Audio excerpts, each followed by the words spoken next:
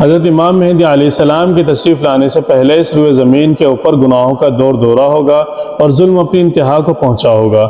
اس وقت حرام کاموں کو حلال سمجھا جائے گا۔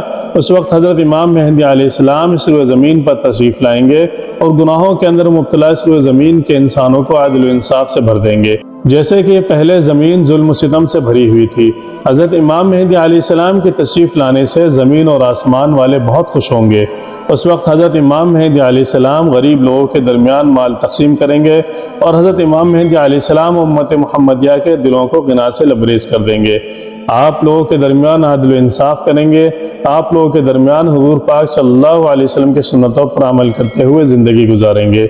آپ غرباء اور مساکین کا اس قدر خیال کریں گے کہ ایک شخص کی ڈیوٹی لگائیں گے کہ وہ آواز لگائے، جسے کسی بھی چیز کی ضرورت ہو وہ میرے پاس آئے اور اپنی ضرورت کی چیزیں لے جائے۔ اس وقت آپ کے دور کے اندر اس قدر خوشحالی ہوگی کہ اس وقت